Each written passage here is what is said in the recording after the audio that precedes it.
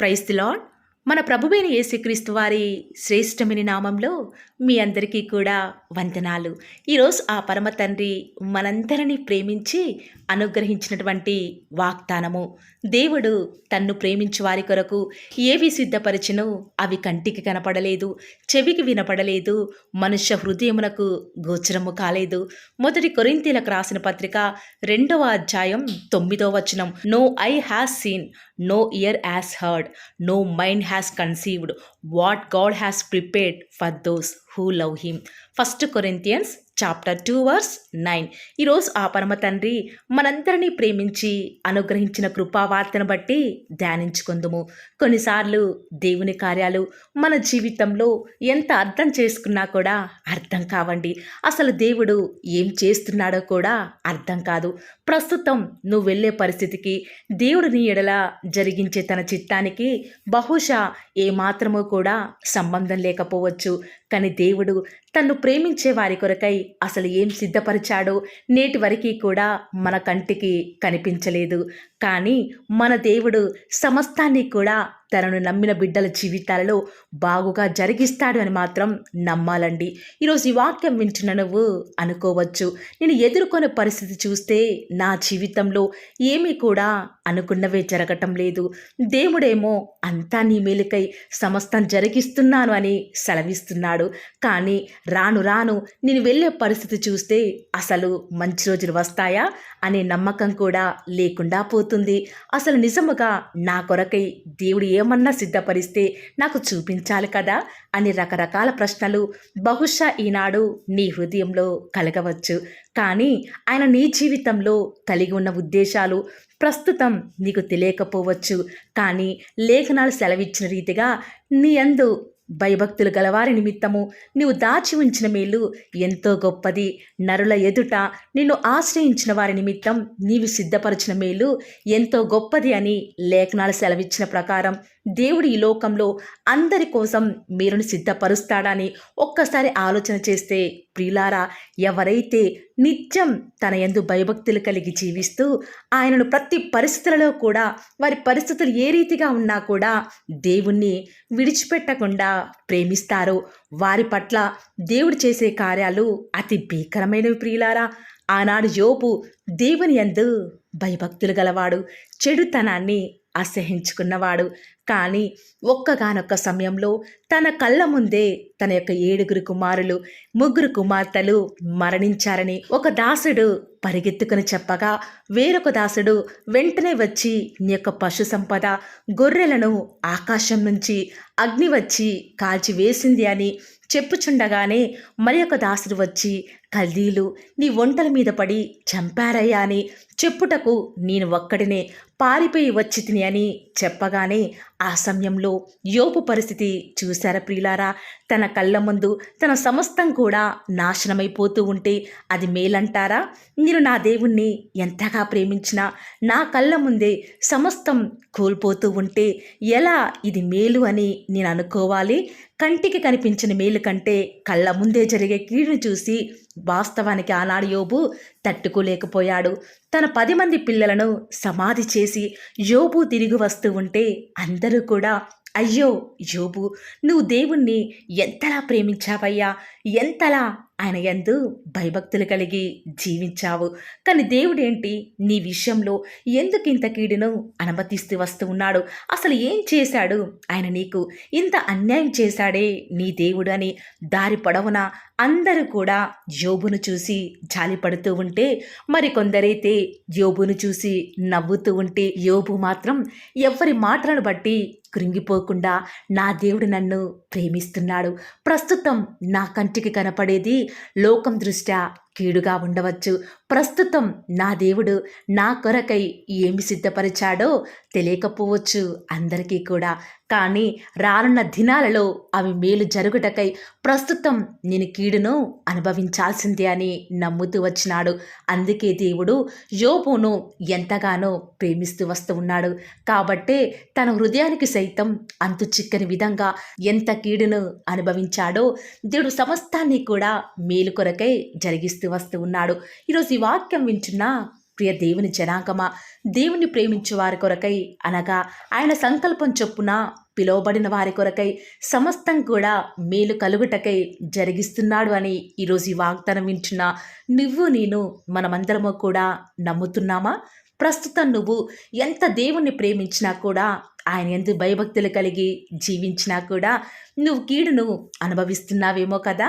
కానీ నీ దేవుడు రానున్న దినాలలో నీ యొక్క నమ్మకత్వాన్ని బట్టి వాటన్నిటినీ కూడా మేలు కలుగుటకై సమస్తాన్ని కూడా సమకూర్చి మరి జరిగిస్తున్నాడు అని ఒక పర్పస్ కొరకై దేవుడు ఇదంతా కూడా నీ జీవితంలో అనుమతిస్తున్నాడు అని నువ్వు నమ్మాలి.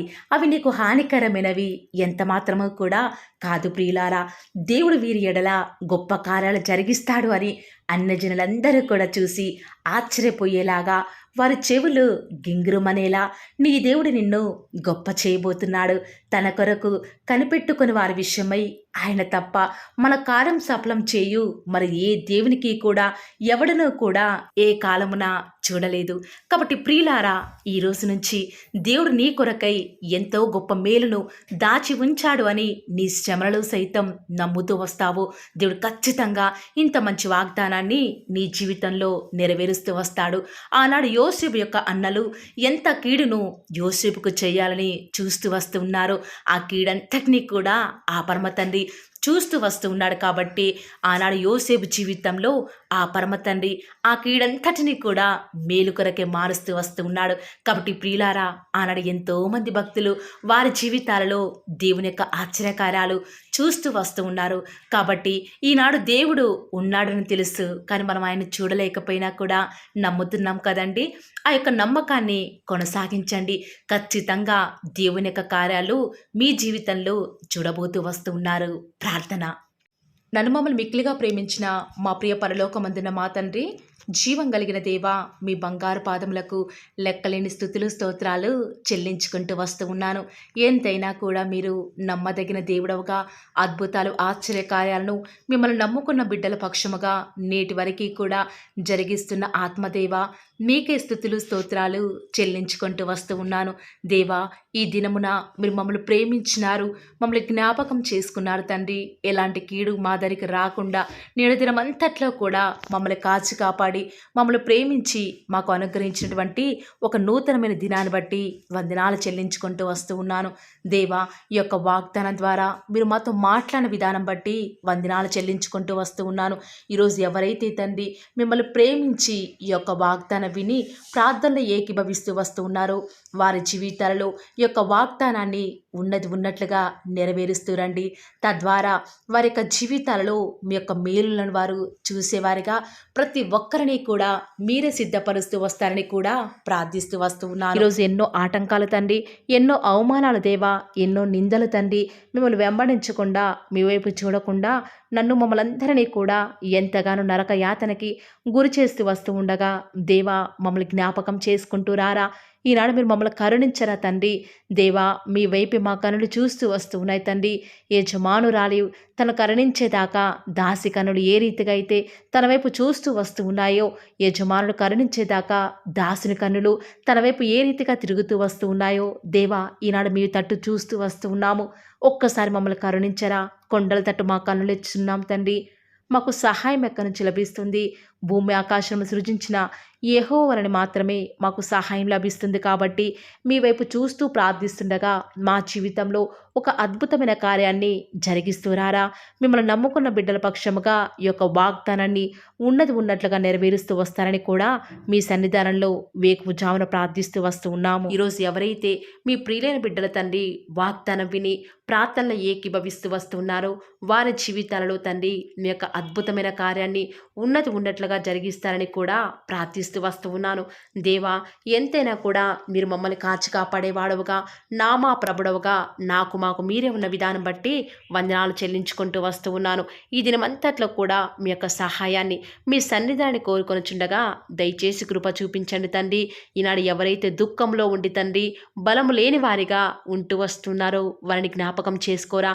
వారి పరిస్థితులను బట్టి దుఃఖించకుండా తండ్రి మీరు వారితో ఉన్నారని ఎరిగి ప్రతి పరిస్థితులలో కూడా మిమ్మల్ని బట్టి ధైర్యం తెచ్చుకొనడం వలన, మిమ్మల్ని బట్టి ఆనందించడం వలన వారి జీవితంలో బలం పొందుకునే ప్రతి పరిస్థితిని కూడా మీరే అనుకరిస్తూ వస్తారని కూడా ప్రార్థిస్తూ వస్తూ ఉన్నాను.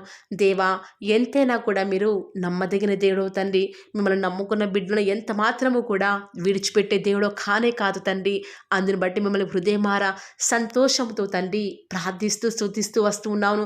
దేవా, ఎవరైతే ఎన్నో సంవత్సరాలుగా తండ్రి వారి యొక్క దుఃఖాలలో తండ్రి మీ పాద సన్నిధిలో చేరి ప్రార్థిస్తున్నారు, వారి ప్రార్థనకు జవాబును అనుగ్రహిస్తున్నారా దేవా? వారికంటూ సంతోషాన్ని ఇవ్వండి తండ్రి. దేవా, ఈ లోకంలో మాకు ఏమి ఉన్నప్పటికీ కూడా సంతోషం రాదు, కానీ మీ యందు ఆనందించడం వలన మాత్రమే మాకు సంతోషం కలుగుతుంది. కాబట్టి దేవా, దయచేసి కృప చూపించండి. ప్రత్యేకంగా తండ్రి ఈ దినమంతటి కొరకై మీ పాద సన్నిధికి వస్తూ ఉండగా దయచేసి మీరు మాకు సహాయం చేస్తురండి. దయచేసి మీరు కృప చూపిస్తారని కూడా ప్రార్థిస్తూ వస్తూ ఉన్నాను. ఎంతైనా కూడా మీరు నమ్మదగిన దేవుడవు దేవా.